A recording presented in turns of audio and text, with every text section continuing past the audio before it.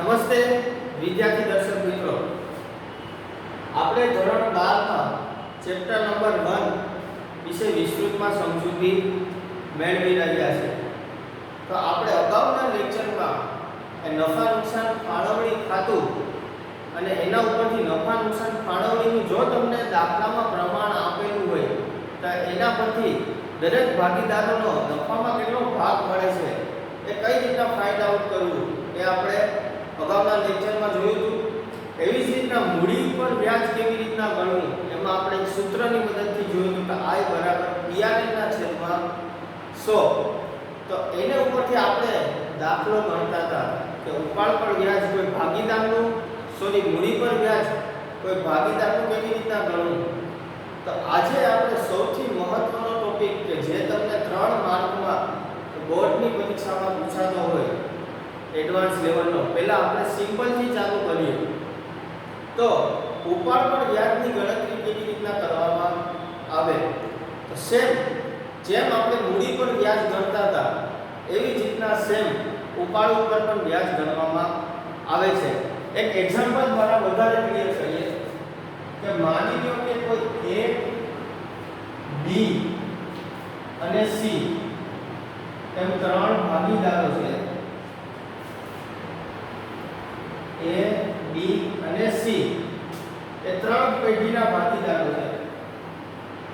તો 3 પેઢીના ભાગીદારોનો ઉપાડ અનુક્રમે 1,80,000 અને 60,000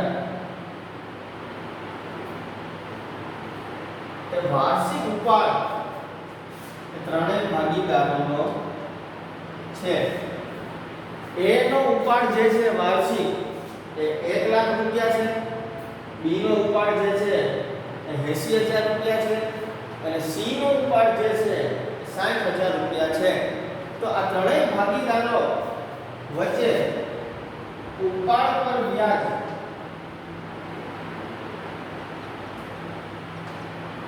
10% લખે છે. 10% અને 10%. તો જો તમને પરીક્ષામાં એમ પૂછાય કે માની લો કે A, B અને C એ 3 ભાગીદારો છે જેઓના ઉપાડ અનુક્રમે 1,80,000 અને 60,000 રૂપિયા છે. તો ઉપાડ પર વ્યાજ એટલે કે દરેક ભાગીદારોને જો ઉપાડ પર વ્યાજ 10% લેખે આપવામાં આવે તો ઉપાડ પર વ્યાજની રકમ કેટલી થશે તેની ગણતરી કરો. તો ઉપાડ પર વ્યાજ તો આપણે આપેલ છે કે 10% એ ઉપાડ પર વ્યાજ ગણવાનું છે. એટલે કે ભાગીદારનો ઉપાડ હોય એના ઉપર આપણે 10% લેખે આપણે ઉપાડ પર વ્યાજ ગણવું પડે. તો આપણું સૂત્ર શું છે તો કે I PRN/100.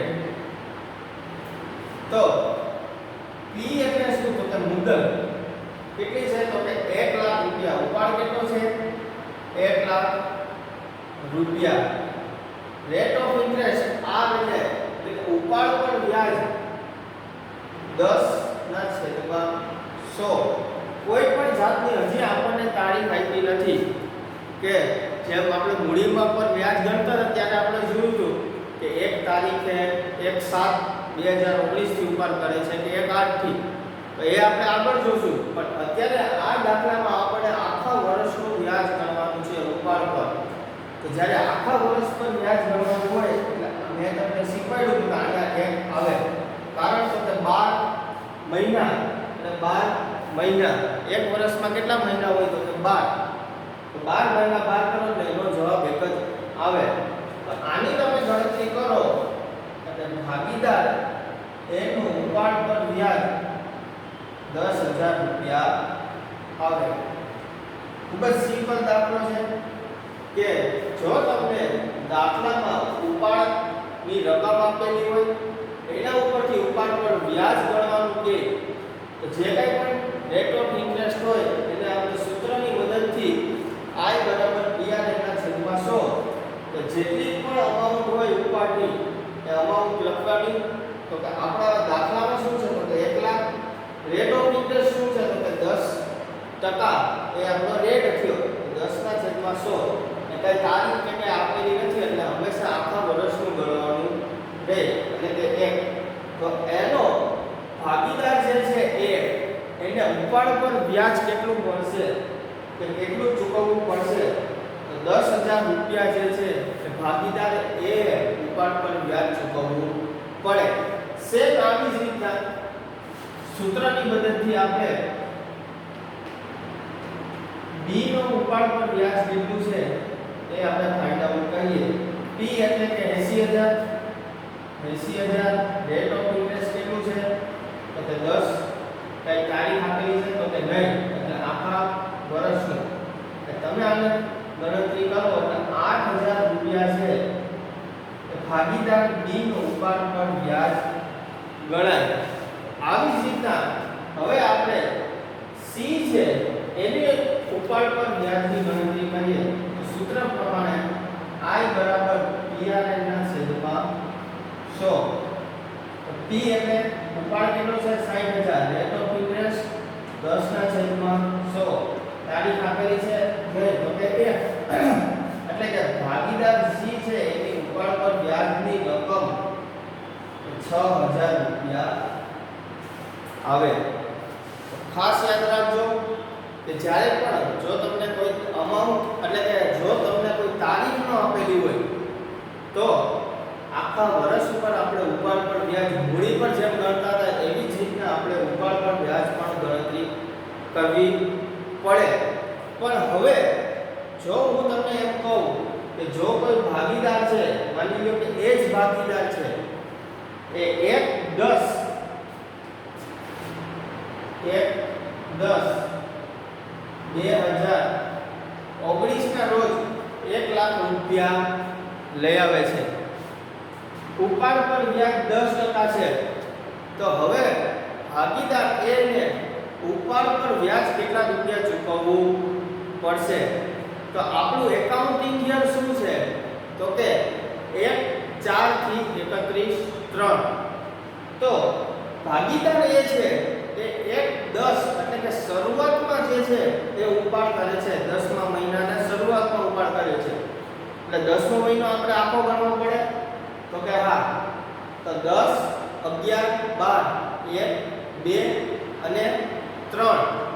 તો આવી રીતના જો આપણે જોવા જઈએ તો 6 મહિનાનું ટોટલ આપણે વ્યાજ ગણવું પડે તો 6 મહિનાનો જો આપણે વ્યાજની ગણતરી કરીએ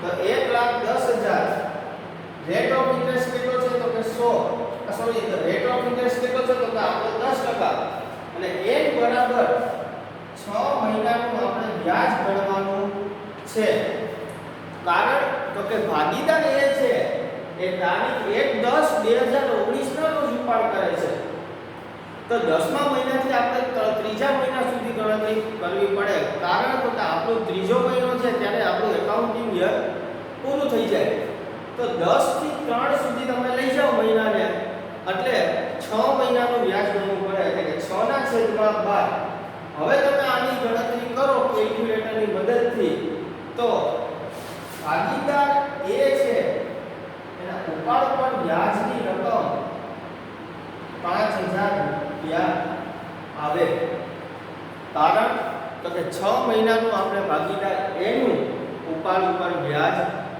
શોધ્યું એવી રીતના જો હું તમને કહું કે ભાગીદાર B છે એ તારીખ 1/1/2020 1/1/2020 ના રોજ ભાગીદાર B છે તે ઉપાડ કરે છે તો ભાગીદારના ઉપાડ પર વ્યાજ 10% લેખે ભાગીદારને ઉપાડ કેટલો થયો અને એના ઉપર વ્યાજ કેટલું થયું એની ગણતરી કરો તો જો તમને આવી રીતના પર્ટિક્યુલર ડેટ આપેલી હોય તો આપણું એકાઉન્ટિંગ યર પૂરું થાય ત્યાં સુધી આ મહિનાને આપણે ગણતરી કરવી પડે તો સૂત્ર પ્રમાણે જ સેમ આપણે I PRN ના છેદમાં 100 ફેર ખાલી ક્યાં પડશે તો કે તારીખમાં n બરાબર તો n બરાબર આપણે ગણતરી કરીએ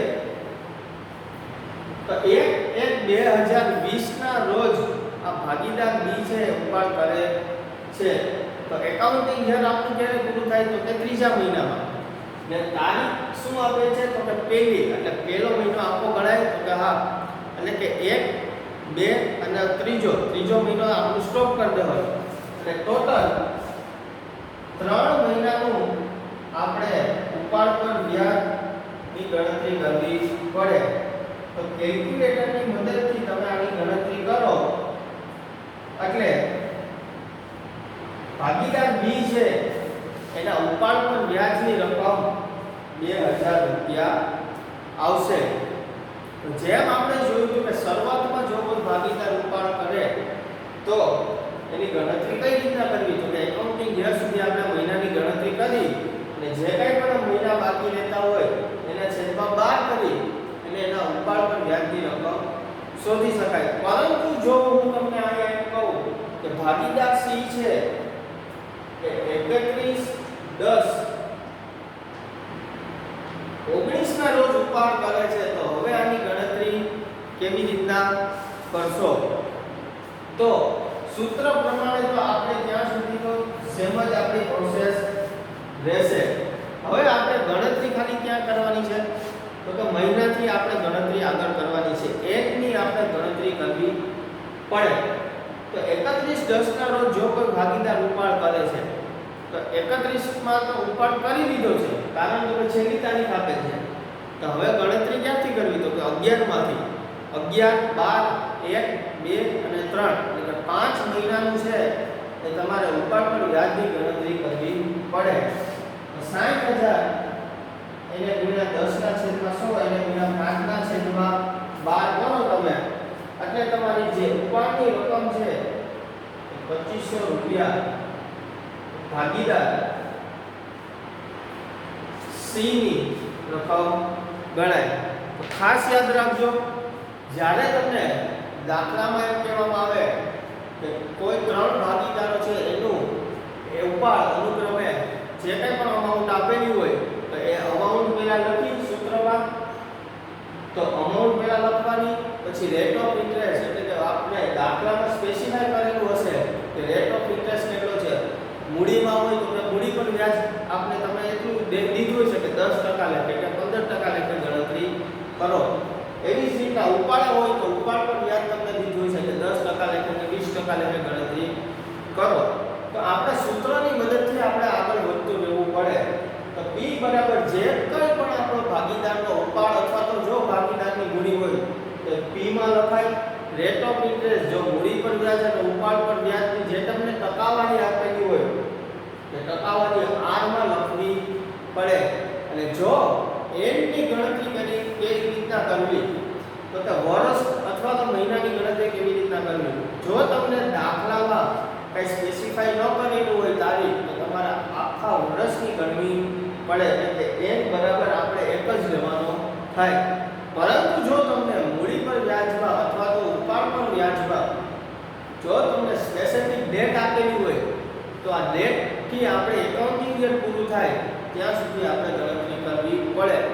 જો કોઈ ભાગીદાર મૂડી લઈ આવતો હોય અથવા તો ઉપાડ કરતો હોય ત્યારે તો જો શરૂઆતમાં ઉપાડ કરતો હોય તો તમારે એ આખો મહિનો કન્સિડર કરી અને આપણું એકાઉન્ટિંગ યર ત્રીજા મહિનામાં પૂરું થાય ત્યાં સુધી લઈ જવું પડે.